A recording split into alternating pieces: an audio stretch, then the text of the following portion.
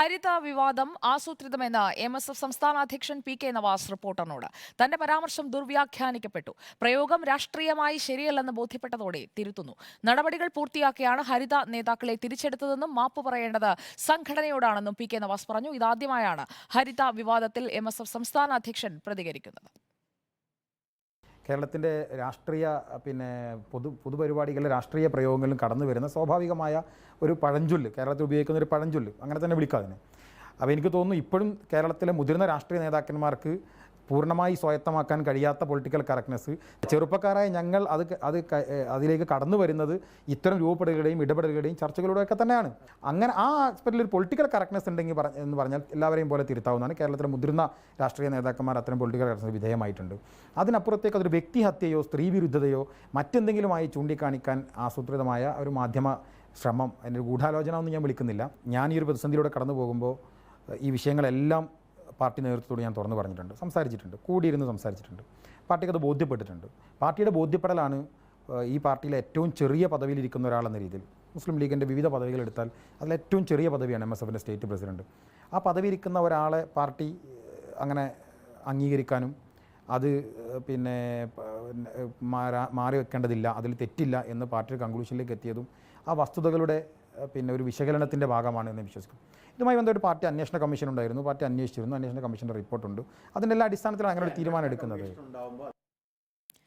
VS Ranjith നൽകും കൂടുതൽ വിവരങ്ങൾ. VS രഞ്ജിത്ത്, ഇക്കാര്യത്തിൽ വേശ്യാപ്രയോഗം, അതിൽ ദുർവ്യാഖ്യാനം എന്നുള്ളതിനേക്കാൾ ആ പ്രയോഗത്തിലെ തെറ്റ് പൂർണ്ണമായും മനസ്സിലാക്കിക്കൊണ്ടുള്ള ഒരു തിരുത്തലാണോ ഇപ്പോൾ ഉണ്ടായിരിക്കുന്നത്? ആദ്യമായിട്ടാണ് ഇങ്ങനെയെങ്കിലും പറയാൻ തയ്യാറാകുന്നത് എന്നത് നമ്മൾ മനസ്സിലാക്കുന്നു. അപ്പോഴും ഇതിൽ പൂർണ്ണമായും ഒരു മനസ്സിലാക്കൽ അവിടെ ഉണ്ടായിട്ടുണ്ടോ രഞ്ജിത്ത്?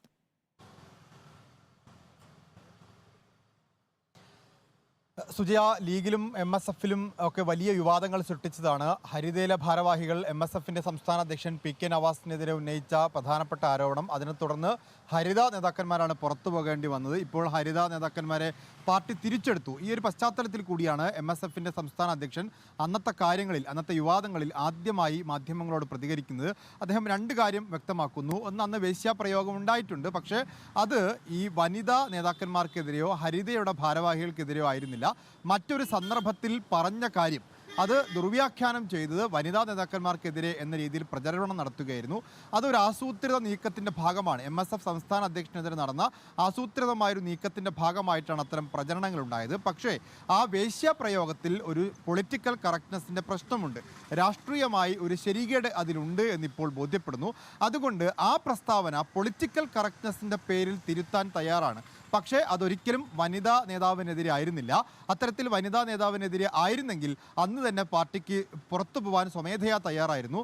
അന്ന് പാർട്ടി തന്നെ പുറത്താക്കാതിരുന്നത് ഈ വസ്തുതകൾ മനസ്സിലാക്കിയാണ് എന്നും PK തന്നെ ഇപ്പോൾ ഹരിത നേതാക്കന്മാരെ തിരിച്ചെടുത്ത സംഭവത്തിൽ MSFിന്റെ സംസ്ഥാന അധ്യക്ഷൻ എന്ന രീതിയിൽ PK നവാസുമായി ചർച്ച നടത്തിയിരുന്നു. അതിൽ ഹരിത നേതാക്കളെ തിരിച്ചെടുക്കേണ്ട കാര്യത്തിൽ ഒരു എതിർപ്പിനും MSFിന്റെ ഭാഗത്തുനിന്നുണ്ടായിട്ടില്ല. അവരെ തിരിച്ചെടുക്കുന്നതിന് പൂർണ്ണ സമ്മതമായിരുന്നു. പക്ഷേ പാർട്ടി നടപടിക്രമങ്ങൾ പൂർത്തിയാക്കിയാണ് അവർ തിരിച്ചു വന്നതെന്ന് പറയുന്നു. നടപടിക്രമം എന്ന് പറയുന്നത് ഈ മാപ്പ് എഴുതി കൊടുക്കൽ ഉൾപ്പെടെയാണ്. പാർട്ടിയോട് തെറ്റ് കാണിച്ചു, ആ തെറ്റ് ഏറ്റുപറഞ്ഞ് മാപ്പ് എഴുതി കൊടുത്താൽ മാത്രമേ ഇത്തരത്തിൽ പാർട്ടിയിലേക്ക് ആളുകളെ തിരിച്ചെടുക്കാറുള്ളൂ. അപ്പോൾ ആ നടപടിക്രമങ്ങൾ പൂർത്തിയാക്കിയിട്ടുണ്ട് എന്ന് പറഞ്ഞാൽ ഹരിത നേതാക്കന്മാർ മാപ്പ് എഴുതി കൊടുത്ത് തന്നെയാണ് തിരിച്ചു കയറിയത് എന്ന് PK നവാസ് ഉറപ്പിക്കുക കൂടി ചെയ്യുന്നുണ്ട്.